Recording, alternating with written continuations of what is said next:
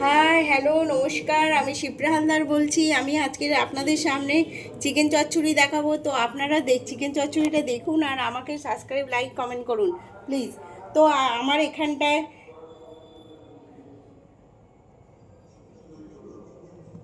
কি হচ্ছে? Back camera হচ্ছে না কেন? ব্যাক ক্যামেরা হয়, এবার হয়েছে। আমি এখানে কড়াতে তেল দিয়েছি, সাদা তেল। আর এখানে মশলা তৈরি করে রেখেছি। মশলাতে আছে পেঁয়াজ আছে, টমেটো আছে, কাঁচা লঙ্কা আছে, শুকনো লঙ্কা আছে, গোটা জিরে আছে, আদা রসুন বেটে মশলা করার আছে। আর এখানটায় চিকেনটা আছে। তো চিকেনটা সর্ষের তেল আর মশলাটা মাখবো। এখানে পেঁয়াজ কুচি আছে, পেঁয়াজটা ভাজবো। পেঁয়াজটা আগে দিতে হবে না, আগে হচ্ছে তেজপাতাটা পাতাটা খুঁজছি তো।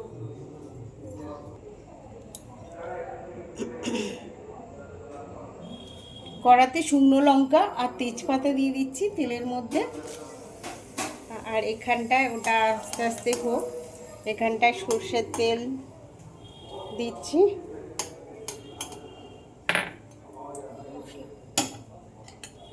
মশলাটা দিয়ে মাখাবো। দেখুন মশলাটার কালারটা খুব সুন্দর হয়েছে। তো চিকেনটা আমরা মাখিয়ে নিচ্ছি তেল মশলা টশলা দিয়ে। লাস্টে নুন দেবো, হলুদ। ওদিকে আমার তেজপাতা শুকনো লঙ্কা গরম হয়ে গেছে। ব্যাস, একটা আমার কোথায়?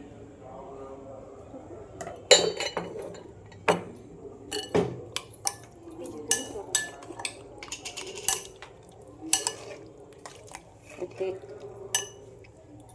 লবণ দিচ্ছে, নুন, সল্ট। বেশ,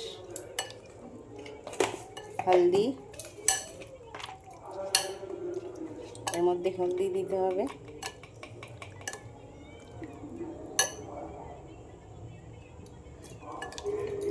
এবার এটাকে মিক্স করছি। ওদিকে আমার কড়ার তেল গরম হয়ে গেছে। তো আমি এতে পেঁয়াজটা দিয়ে দিচ্ছি।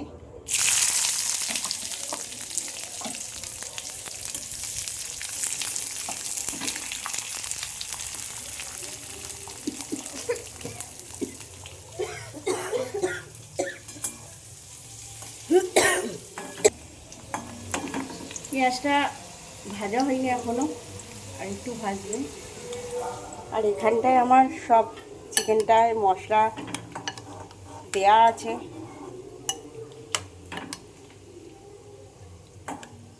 এখনই কালারটা খুব সুন্দর এসছে।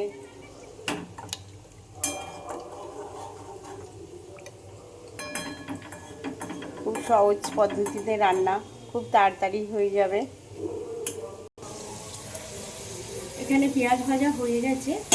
তো আমি এই মাংসর পিসটা, যে মাংস আমরা মশলা টশলা দিয়ে মাখিয়ে রেখেছি, সেটা এবার কড়াতে দিয়ে দেবো।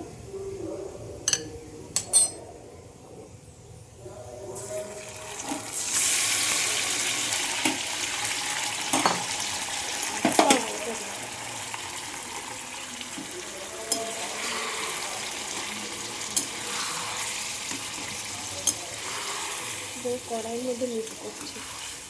চিকেন চচ্চড়ি করবো তো।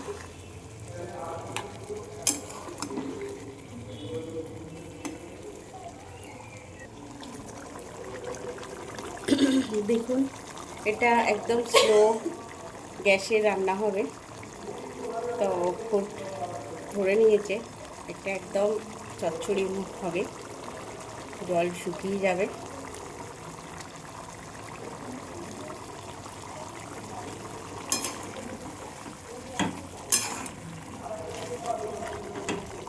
কালারটা ভালো এসছে।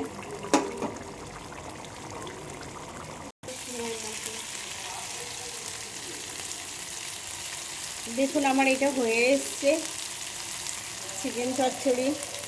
দেখুন একদম জল দিতে লাগেনি, এতে জল লাগে না। জল ছাড়া এটা রান্না, একদম জল লাগে না, এটা তেলের ওপরেই রান্না, এটা একদম জল লাগবে না। তো আর একটুখানি এটা কষলেই এটা হয়ে যাবে। হয়ে যাওয়ার পরে এটা আমি একটু গরম মশলা দিয়ে দেবো বা একটু ঘি দিয়ে দেবো, যে কোনো একটা দিয়ে দেবো, দিলেই টেস্টটা ভালো হবে।